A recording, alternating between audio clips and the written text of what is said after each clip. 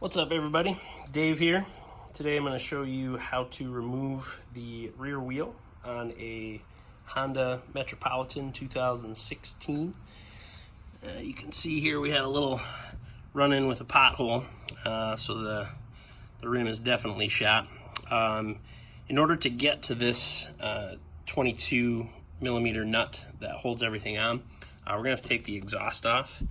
And to do that, there's a couple of bolts here. So we've got one just above the dipstick and one just below the dipstick. And those are both 12 millimeters. So we're gonna have to take those off, and then we have to actually crawl under the scooter here. And there's two more 10 millimeter bolts, kind of the silver ones there. Those are the ones that are holding on the exhaust manifold. So right there and over there. We'll see how this turns out on the camera. Once we get that off, the exhaust should slide off, and then we'll have access to be able to remove that nut and get that rear wheel off. So tools we're going to need should be pretty straightforward. I do have a breaker bar in case we need it for that rear nut. A couple of extensions to get to those two 10 millimeter nuts underneath the scooter to get the front part of the exhaust, the manifold off. 10 millimeter, 12 millimeter sockets, 3/8 inch drive socket wrench. I do have 22 millimeter impact socket, and then my impact wrench, and then we'll see. I probably won't need that, but sometimes it makes it a little bit quicker. So, all right, let's get started. All right, so first step, we're going to take off these two 12 millimeter bolts here and here, which are just on either side of the dipstick, and that mounts the exhaust to the frame. Then we're going to go underneath. I'm going to get you a better video when we're under there so we can see exactly where those 10 millimeter nuts are. And then we're going to take that off. So I'm using my little impact socket just to speed up the process, but obviously just a regular ratchet is fine too.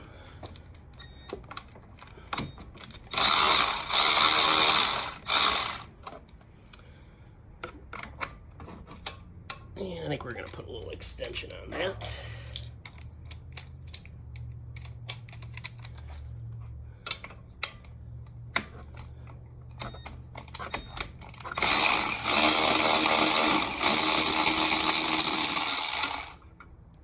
Okay, so those are the two. Get that guy off of there. Okay, so those are the two bolts, the 12 millimeter heads that hold on the back part. You can see the exhaust is a little bit loose here. Then we're going to go underneath the scooter and take off those 10 millimeters. I think I'm actually going to put these back in for now, just to kind of support it, so there's not so much tension on those manifold nuts that we got to get off. So just putting these back in to give the rear of the exhaust a little bit of support.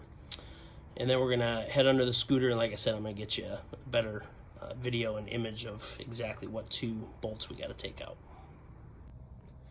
Okay, so we are looking up at the exhaust here, and I'm just gonna trace this pipe back to underneath the scooter, and right there, that's the exhaust manifold. So these two bolts, that one right there and this one right here, we have to take those out so that I can get the exhaust off, so that I can access the nut that holds on the rear wheel.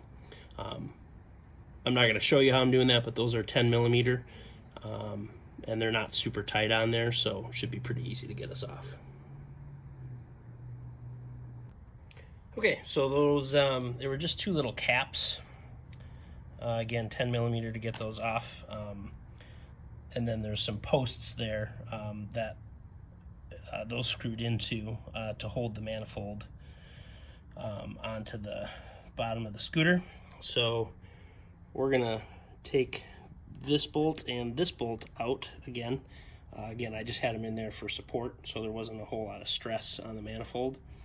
So as soon as those come out, you'll see that the whole exhaust system just kind of drops right off there. Okay, so we're just gonna finish taking these back two out. Again, those are 12 millimeter. And when we get that off, the exhaust will just drop off out of place there.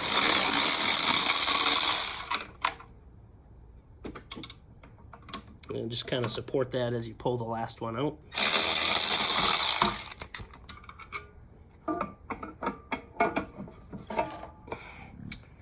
There we go. So this is the whole exhaust that we just took off there. And now that's giving us access to that rear nut that holds the wheel on right here. We're gonna try my impact wrench. I just have a half-inch drive. It's a smaller Milwaukee cordless one, so if that doesn't work, I do have an air tool, or we can just use a breaker bar too.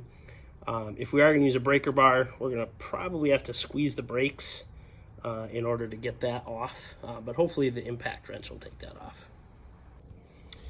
Okay, so again, going with our 22 millimeter impact socket. I'm just gonna see if we can get this off without having to use a breaker bar. A little loud, sorry. Yeah, there we go. So, little lock nut there. So that comes off, and then you can probably see there's a little washer here. So we're gonna see if we can get that guy out. And then as soon as that comes out, the wheel should just slide right off the rear axle here. So, yep, there it comes. Let's try and get that washer so I don't lose it. There we go. So that's your washer that holds the wheel in place. You can see this is splined here. And then as you take that off, this is your brake pads, your braking system, and that works just right inside the hub there. So that's what your rear brakes go on. So that's how we get it off. Installation is the same, obviously in reverse. All right, got the new wheel from my Honda shop. Surprisingly not too expensive. It was 150 bucks for the wheel, and I started wrestling with the tire to get it off and decided not to do that.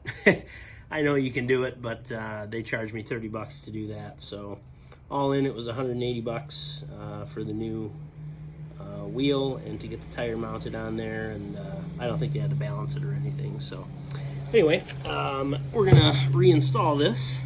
So again, this is the inside of the braking mechanism here, so you want to make sure you put that inside so that it fits over the brake drum. I don't think you can actually put it on a different way, and like I said earlier, it is a splined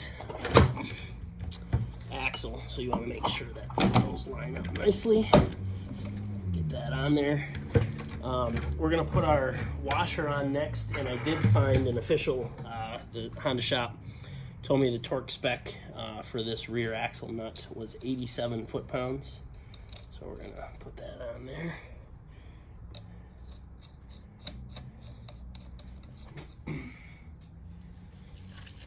And tighten that up for a sec.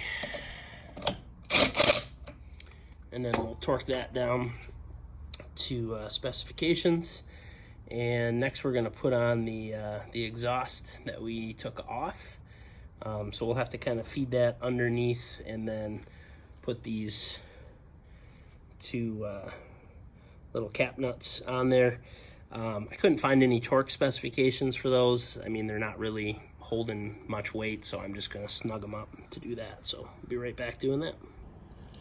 Okay, so right now we are underneath the scooter, and we're just going to get these to line up. I'm I'm not sure if it's going to be easier to do this part first, or if we want to do the back first, but I'm going to just try this first. Oh yeah, there we go. All right, so both of those slide on to those bolts, and then we're just going to use these little caps here. Might need, let's see, it's got to come up. There we go, that feels better. Okay, so we got those lined up, and then we're just going to use our 10 millimeter. I'm going to see if I can get it started by hand. It's kind of a tight squeeze. There we go. All right, so we got that one on, and then we're going to come over and do this one next. I'll kind of show you how I have the exhaust supported. It's kind of like on my leg, just so I can get it to the right angle and get this hand tightened in here. Let's see if I can reach that with my hand or not. Oh, that's a little tighter squeeze over there.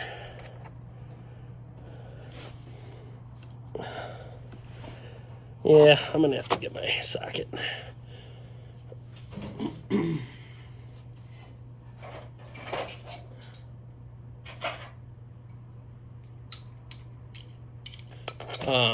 Putting that 10 millimeter socket and using my extension.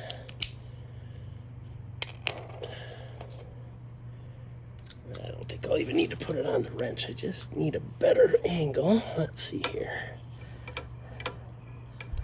Come around that side. There we go.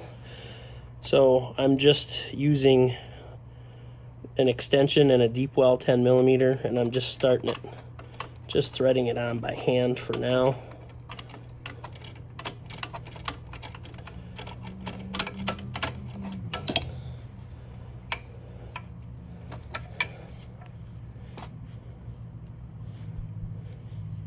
There we go.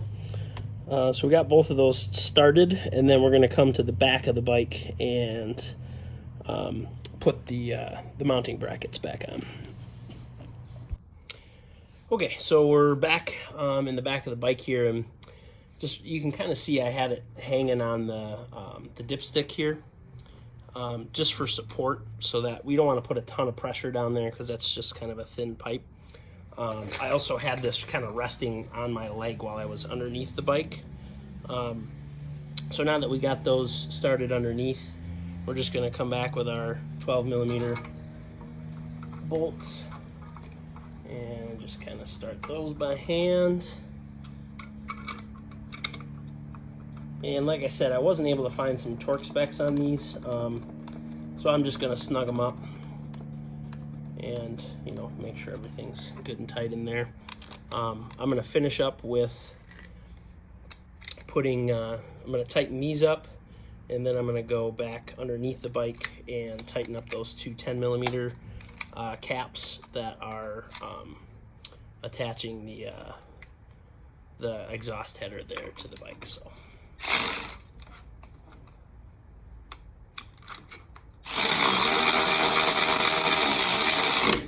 a little bit on the top, a little bit on the bottom, just kind of snugging those up for now. There we go. So those are in there pretty good. I'm just gonna hand tighten them, make sure that's good to go. Before I do that, like I said, going back under the bike with the 10 millimeter, and I'm just gonna hand tighten those caps. All right, got my torque wrench on there. I did have to loosen these up just a little bit so I could get my torque wrench in there. In the future, if I did this again, I would torque the wheel down before putting the exhaust back on. Because this is a scooter, pretty small, I'm just reaching around here and squeezing the rear brake so the brake the wheel stays in place.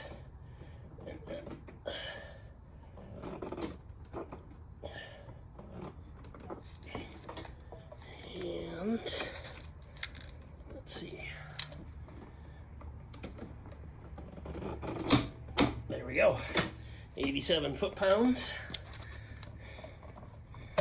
Pull that back off of there. Do make sure that you put that washer on first before you put the lock nut on. Then we're just gonna tighten up these 2 bolts again for the exhaust, and then we're all set.